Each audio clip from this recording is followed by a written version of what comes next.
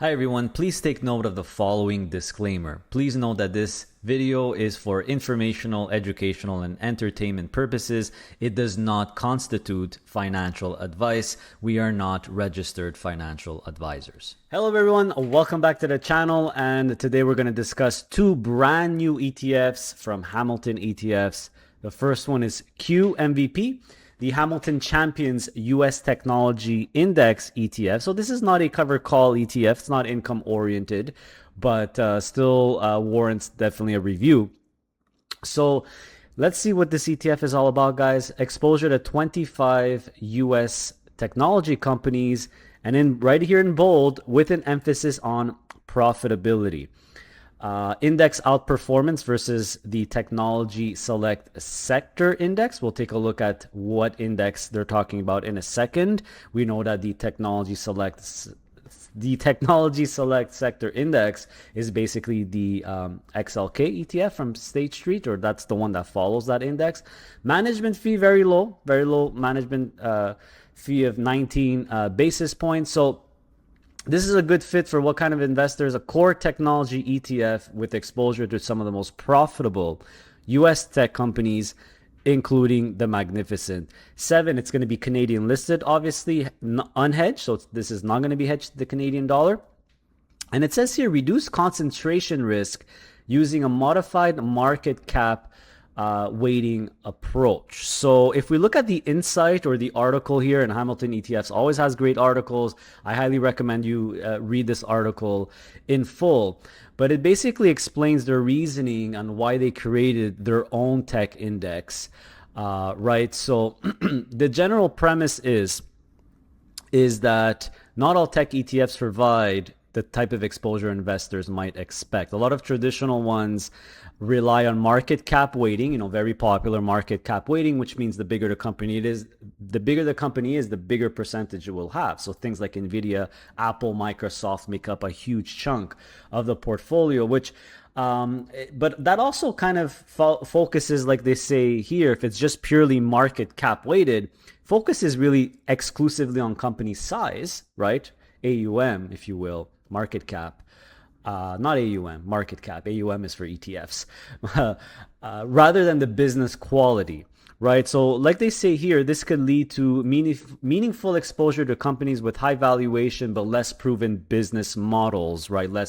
Not as profitable, if you will, while also concentrating risk in a small number of stocks. So the perfect example is really the XLK ETF, right? When they talk about the technology select sector ETF, the index, this ETF is replicating that index. So you see that Nvidia, Apple, Microsoft, for example, make up a huge chunk of this, almost, just under 40% of the whole technology of this ETF or this index is concentrated in those three names. So I think they want to do maybe a little bit more wider, include more names, not as concentrated, basically. So they came up with their own index, and we're going to take a look at exactly the positions in a second, but you could see that they're basically simulating their index if it came out in 2006 versus the index that XLK ETF follows. And you see that it would have outperformed, if you will, or the index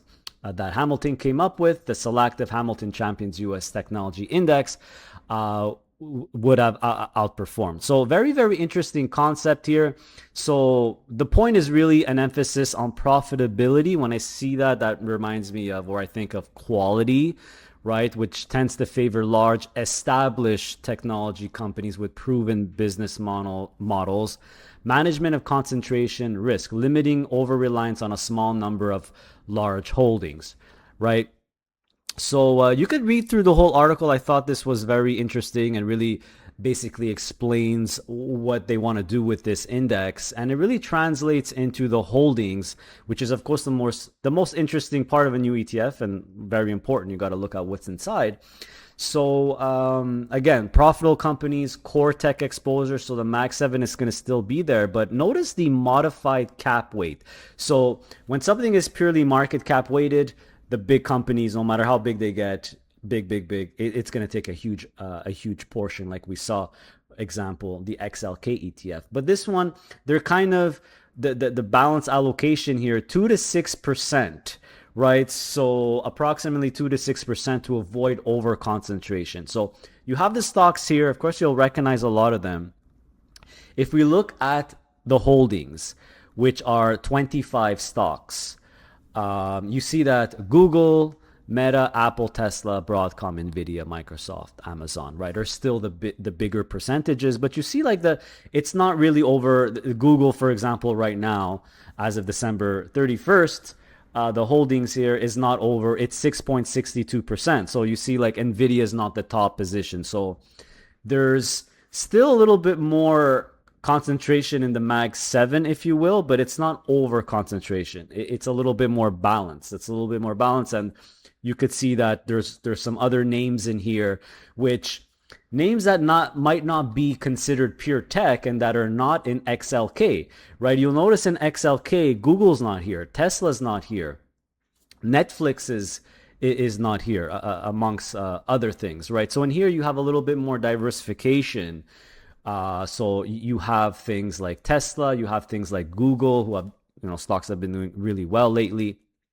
And of course, you have the classic technology names, but you have some stuff that might not necessarily be added or considered technology, like eBay or Electronic Arts, right? Or Netflix, which is there. AMD is here, right? A couple of other ones. So it's a little bit more balanced. You'll notice something like a Palantir is not here, right? So that's the focus on the profitability on the well-established technology company. So the way I look at it, guys, this is my opinion here, not Hamilton's opinion. It looks more like a blue chip tech index rather than just a pure market cap weighted. Whoever's the biggest gets the biggest share. So a little bit more quality, and the proof is in the pudding.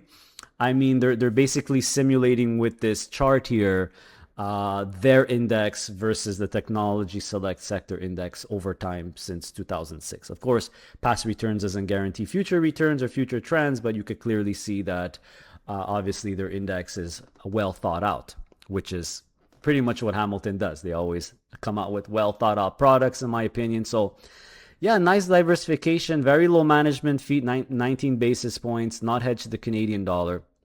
So there you have it, everyone. That is QMVP in a nutshell. They also came out with a very similar concept with the utilities. So UMVP is the other new ETF that they came out with. And of course, they have an article on this one as well. Same kind of concept. They said, well, there's that classic utilities index, which is the iShares S&P TSX, not the iShares, but the S&P, that's the ETF that replicates the index. But the index that we're talking about here, or they're trying to improve on, is the S&P TSX Capped Utilities Index ETF. And XUT is just an ETF from BlackRock iShares that tries to replicate it. So that's the one that they're, I guess, trying to beat or outperform. So they came up with, again, just like QMVP, their own index here, the Selective Canadian Utility Services High Dividend Index, GTR index here. So you could see that it's very close, but over time, if we do total return comparisons, for example, of the two indexes, we're simulating if, that index going back to 2011 till end of 2025, I'm assuming you see it, there is some slight outperformance. So the main thing with UMVP is that they're not just doing classic utilities, they're also including, which is electricity generation, they're also including two subsectors that, in my opinion, should be included in the utilities framework: pipelines and telecom, right? So if we look at this ETF, for example, and we look at the holdings, you'll notice that there's not many holdings. There's pretty heavy concentration in a couple, the top 5 stocks, but you see they're mostly all electricity generation. There's no pipelines in here. There's no telecom. So UMVP, on the other hand, will include those. So you have more diversification within the sector. So if we look at the breakdown, which of course you have the same graph here, the same information, you have not only utilities or electricity generation, but you also have telecom and the pipelines as well. So it's about 50% utilities, right? Electricity generation, 25 telecom, 25 pipelines, only the big boys, only the blue chip stuff here. So you have the names here, right? You not only have Hydro One and Enmera and Fortis, but you also have Enbridge, right? And Pembina, the pipelines, Telus and Bell for the telecoms, etc. So more diversification within the space. Again, a very low management fee of 19 basis points. So these ETFs, there's no covered calls on these. These are pure, growth oriented, if you will. So they have expanded their Hamilton Champions lineup. I highly recommend you go on their website and check it out, right? So as we know, they already have the Canadian Dividend Champion, the US Dividend Champion ETFs, and now they're expanding to more sector specific champion ETFs or stocks. So now you have US Tech, Canadian Utilities. You also see that they renamed their HEB and HFN, which focuses on Canadian banks and Canadian financials, to Canadian Bank Champions, Canadian Financials Champions. So it seems like they're really trying to expand their suite of Hamilton Champion ETFs that really goes after quality, more balanced quality. And I just love that they're kind of creating their own index to compete with, I guess, the most popular or the most common index in the space, and they're trying to innovate to make it better.